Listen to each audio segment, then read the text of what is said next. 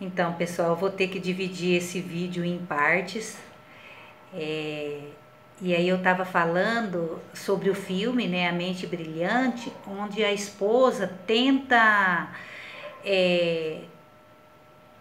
convencê-lo, né, de que aquilo que ele estava vendo e que ele estava sentindo eram fruto da imaginação dele.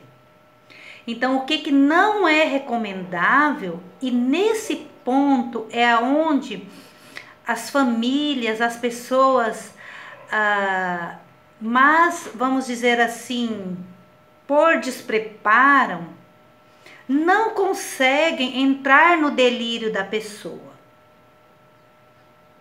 Então, não é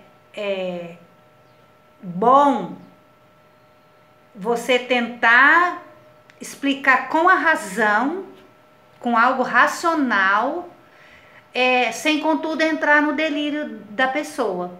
O recomendável, aonde você vai tentar estabelecer um vínculo com essa pessoa, mesmo de confiança, é justamente entrando nas paranoias dela.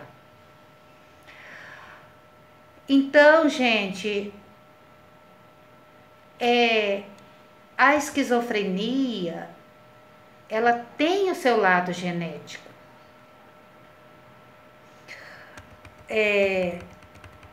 Silvia, o que você quer dizer com isso, esse lado genético? Isso significa que, se vocês forem estudar na genética, no histórico familiar,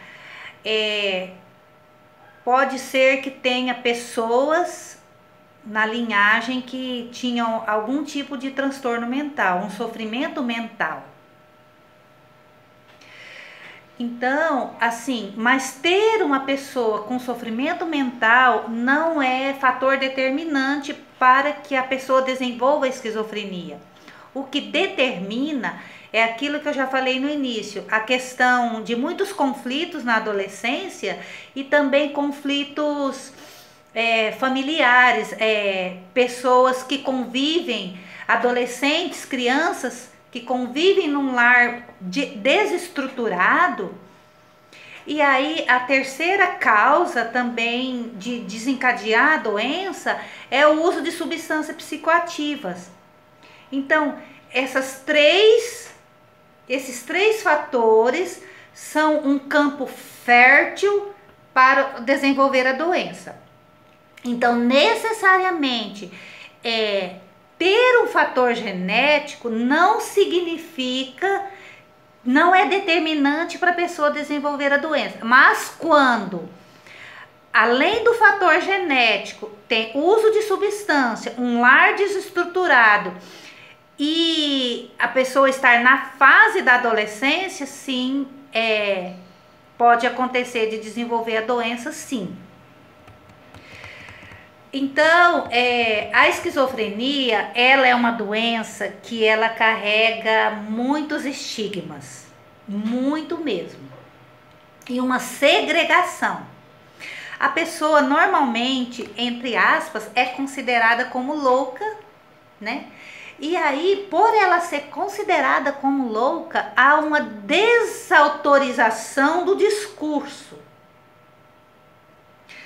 E essa desautorização do discurso, o que você quer dizer, Silvia? Nós costumamos a não dar voz à subjetividade dessas pessoas. E com isso nós desautorizamos, não damos ênfase ao discurso dela, não entendemos que isso é relevante, porque isso realmente é o que a pessoa está ouvindo.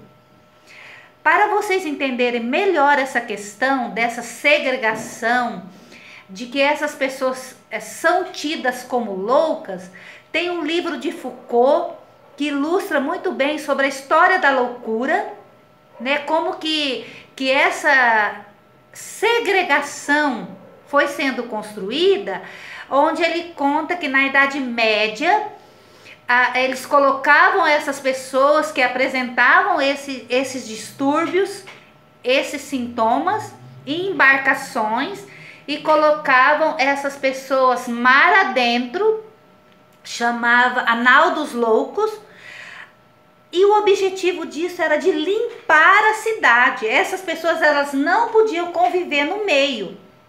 Por isso que a reforma psiquiátrica veio trazendo,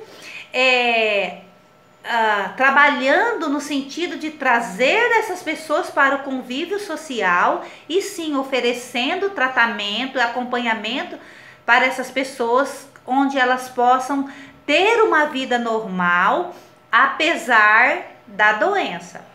Então, para quem tiver mais curiosidade, pode buscar nessa leitura, né, desse livro, que eu acredito que vai contribuir muito para o entendimento de vocês. Então, gente, essas pessoas, elas precisam ser tratadas como um sujeito. Nós precisamos dar voz a essas pessoas, né? A subjetividade, ao sofrimento que ela está trazendo. Por isso que a escuta, desenvolver uma escuta ativa, uma escuta empática, e aí seguida mesmo de uma escuta generosa, nós não vamos conseguir dar voz a essa subjetividade e com isso nós não contribuímos para uma melhor qualidade de vida dessas pessoas, né? Então eu já estou finalizando.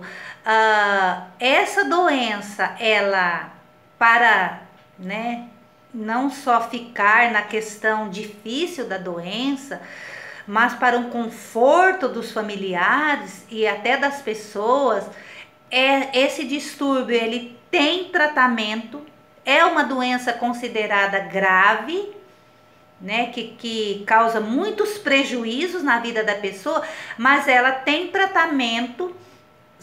A pessoa precisa ser acompanhada, buscar acompanhamento psicológico, acompanhamento psiquiátrico, porque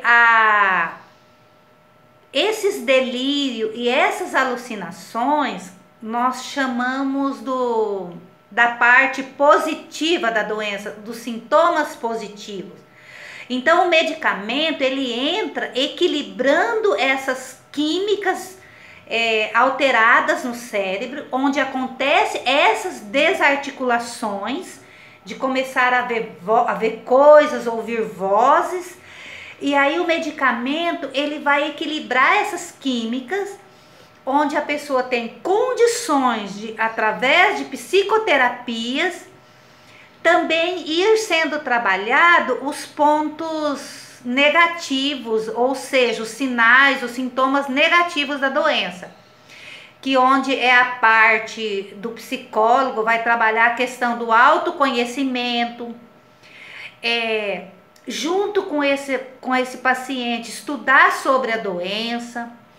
A pessoa necessita ser educada sobre a doença, por isso que é importante a busca de um profissional que tenha paciência, que tenha empatia e que tenha uma escuta generosa, para com o tempo ir psicoeducando esses pacientes dentro da doença e no contexto que ele vive.